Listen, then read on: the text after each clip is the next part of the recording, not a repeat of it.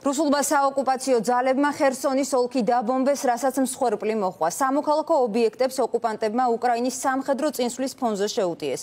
უკრაინის ჯარებმა წინ წაიწიეს დონეცკის ოლქის დასავლეთ ნაწილსა და ზაპოროჟიეს ოლქის მიმართულებით, სადაც სოფელი რაბოტინო სრულად გაათავისუფლეს. უკრაინის 36 ქვეითთა ბრიგადა რუსების მიერ დანაღმულ ტერიტორიას წმენს. ეს კადრები ზაპოროჟიეში ჰულიაი პოლესთანაა გადაღებული. ოკუპანტების მიერ ფრონტის ხაზზე ასობით კილომეტრის ფართობია დანაღმული, რაც უკრაინელების კონტრშეტევითი ოპერაციის ტემპს ხელს უშლის. თუმცა წერტილოვანი დარტყმებისთვის უკრაინელების მთავარი იარაღი დრონია. ოკუპირებულ ენერგოდარში მათ კადირობელების შტაბი გაანადგურეს. სამხედრო მაღალჩინოსნები აცხადებენ, რომ აღმოსავლეთი და სამხრეთი შეტევის მთავარი მიმართულებებია. თავდაცვის სამინისტრომ ოფიციალურად დაადასტურა რაბოტინეს გათავისუფლება. წინ მიიწევენ უკრაინელები ბახმუტისკენაც, სადაც ოკუპანტებისგან დამატებით 1 კვადრატული კილომეტრის ტერიტორია დაიბრუნეს.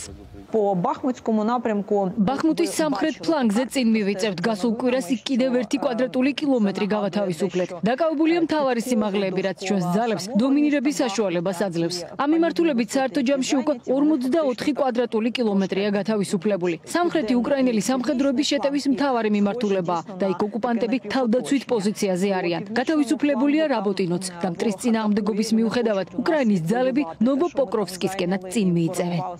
ომის 551 დღე კვლავ ოკუპანტების შეტევებით დაიწყო.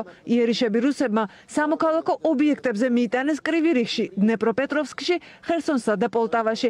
დაიღუპა 4 ადამიანი, 3 პოლტავაში, 1 კი ხერსონში.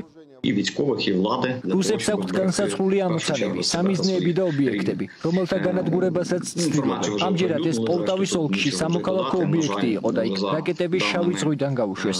ახლა ოკუპანტების ძალები მიმართულია საკვებ პროდუქტებთან დაკავშირებული სამოქალაქო ინფრასტრუქტურისკენ. ეს ვნახეთ ოდესის პორტებში და სხვა რეგიონებშიც. ეს არის რუსეთის სახე, რომელმაც აქ არაერთი ჰოლოდომორი მოაწყო. ახლაც ამას აკეთებს. შარშან იყო ენერგეტიკა, დღეს სამრეწველო სექტორი. ჰაერში რუსეთის დომინირების დაძლევასა და ქალაქების დაცვაში მთავარ როლს მოიერიშე თვითმფრინავები შეასრულებენ, რომლებსაც კიევში პარტნიორებისგან ელოდებიან. პილოტები მომზადებას გადიან, რასაც 6 თვე სჭირდება. F-16-ები ფრონტზე შეიძლება მომავალი წლის გაზაფხულზე გამოჩნდეს, რადგან ჩვენი პილოტების, ინჟინრებისა და ტექნიკოსების მოსამზადებლად კურსები დავიწყეთ. ამას მინიმუმ 6 თვე და შეიძლება უფრო მეტიც დასჭირდეს. დარწმუნებული ვარ, რომ F-16-ების გამოჩენა ომში თამაშის წესებს შეცვლის. უნდა დავასრულოთ რუსეთის დომინირება ცაში. F-16 ტიპის თვითმფრინავები გახდება ჰაერსაწინააღმდეგო თავდაცვის ნაწილი. შევძლებთ ჩვენი შესაძლებლობების გაძლიერებას საჰაერო სივრცის, ანუ ჩვენი ქალაქების დაცვას. ჩვენთვის ეს იქნება ძალიან დიდი გარღვევა. უკრაინა აქტიური დიპლომატიური მოლაპარაკებებისთვის ემზადება უკვე დაგეგმილია საშემოდგომო შეხვედრები პარტნიორებთან.